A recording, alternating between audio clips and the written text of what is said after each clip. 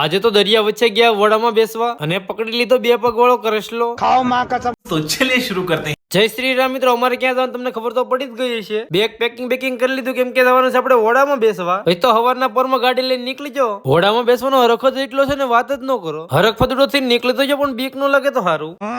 મને વેલા બોલાવીને પરેશ ની જ મારા બેટા વેલા નથી આવ્યા. મને વાટ જોરે થકવાડી દીધો. ધોયેલા મૂળા જેમ મોટા થયો કે નવી આવ્યા બે.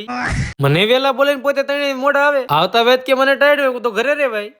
આજે અમારે જવાનું છે દરિયા વચ્ચે હોડામાં બેસીને. હોડું અમારે જવાનું છે પાણીમાં પીડ્યું, તમને દેખાતું નહીં હોય. હોડામાં બેઠા એટલે મને તો કેપ્ટન જેક સ્પેરો જેવી ફિલિંગ આવવા મળી. પછી મેં પકડી લીધો 2 પગવાળો કૈસલો.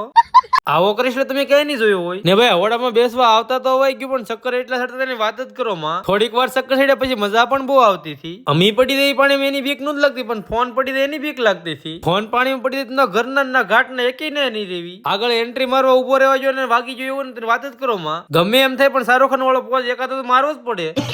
સેલ્ફી સ્ટિક તો હતી નથી, સ્ટેન્ડ લાંબુ કરીને પકડી દીધું. શિવા મને કરી દે થપ્પા. આવી મજા લેવી તો તમારે પણ દરિયા વસાડે આવવું પડે. આવી મોજ કરાવવા માટે થેન્ક યુ રાજુભાઈ, અમને દરિયામાં લઈ જવા માટે. એટલી વારમાં તો મોટી જબર બોટ બાજુમાંથી નીકળી. પછી તો શિવા મમ્મી રાજુભાઈ જાળ ખેંચવાનું શરૂ કરી દીધું. લાગે છે પાર્ટ 1 માં ભેગું નથી. પાર્ટ 2 માટે સબસ્ક્રાઇબ ને ફોલો કરી લ્યો. મળવી હવે તમને પાર્ટ 2 માં.